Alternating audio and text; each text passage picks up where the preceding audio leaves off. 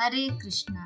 ओम नमो भगवते वासुदेवाय नमः। जगत के पालनहार भगवान विष्णु और माता लक्ष्मी को प्रसन्न करने के लिए मोक्षदा एकादशी तिथि को अत्यंत ही महत्वपूर्ण माना जाता है। यह व्रत मार्गशीर्ष मास के शुक्ल पक्ष की एकादशी तिथि को होता है।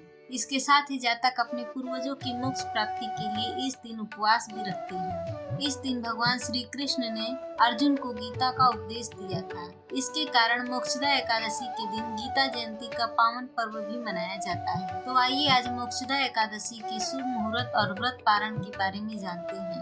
एकादशी तिथि प्रारंभ होगी 11 दिसंबर बुधवार को सुबह 3:44 से और सारा दिन एकादशी तिथि रहने के बाद 11 दिसंबर बुधवार को ही मध्य रात्रि, देखा जाए तो 12 दिसंबर गुरुवार का समय होगा मध्य रात्रि 1:09 तक, यानी बुधवार की ही मध्य रात्रि को एकादशी की तिथि समाप्त हो रही है। क्योंकि इस बार एकादशी तिथि केवल एक ही दिन है तो इसीलिए 11 दिसंबर बुधवार को ही एकादशी तिथि का व्रत रहेगा। इसी दिन गीता जयंती मनाई जाएगी।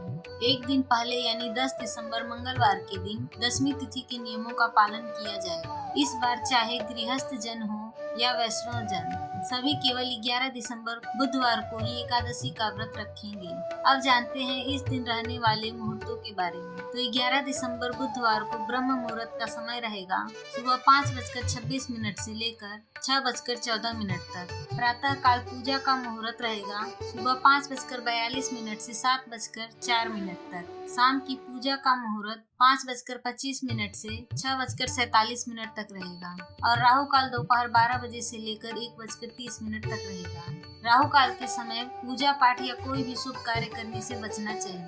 इस बार एकादशी व्रत के दिन दोपहर 2:27 से भद्रा लग रही है, जो कि मध्य रात्रि 1:09 तक समाप्त हो जाएगा। इस बार भद्रा का जो वास है वह स्वर्ग लोक में है और जब स्वर्ग लोक में भद्रा का वास होता है तो पृथ्वी लोक पर शुभ फल देने वाली मानी जाती है। इसीलिए भद्रा का ज्यादा विचार आपको नहीं करना चाहिए। आप शाम की पूजा निश्चिंत होकर कर सकते हैं, चाहे भद्रा का समय ही क्यों ना हो, क्योंकि जब भद्रा का वास स्वर्ग लोक और पाताल लोक में होगा तब वह पृथ्वी लोक पर शुभ फल प्रदान करने में सक्षम होगी।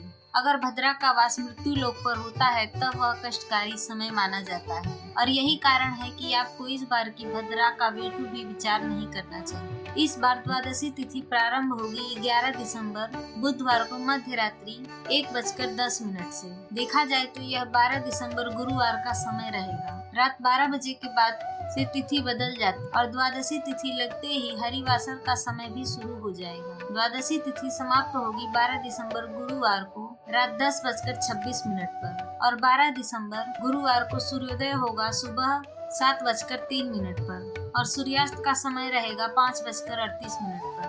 ब्रह्म मुहूर्त का समय सुबह 5:26 से 6:14 तक रहेगा।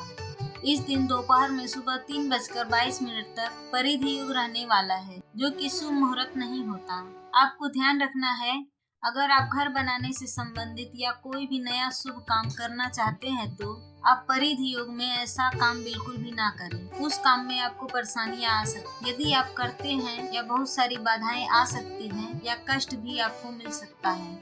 और उसके बाद में शिव योग प्रारंभ हो रहा है, जो कि शुभ योग माना जाता है। अश्विनी नक्षत्र सुबह 9:52 तक रहेगा और उसके बाद में भरणी नक्षत्र प्रारंभ हो जाएगा। अभिजीत मुहूर्त इस दिन सुबह 11:59 से लेकर दोपहर 12:41 तक रहेगा। राहु काल दोपहर 1:30 से 3 बजे तक रहेगा। हरिवासर का समय 12 दिसंबर गुरुवार को सुबह लगभग 6 बजे तक समाप्त हो जाएगा। हरिवासर के समय में आप भगवान श्री हरि की पूजा कर सकते हैं और सुबह जो भी भोग आदि या सुबह की जो भी पूजा है वह हरिवासर के समय कर सकते हैं। लेकिन भूल कर भी हरिवासर के समय एकादशी व्रत नहीं खोलना चाहिए। व्रत खोलने को व्रत का पारण करना कहते हैं। इस बार एकादशी का व्रत 12 दिसंबर गुरुवार को सुबह 7:04 से 9:09 तक के बीच में खोला जाएगा। यह थी आज की वीडियो पसंद आया हो तो वीडियो को लाइक जरूर करें।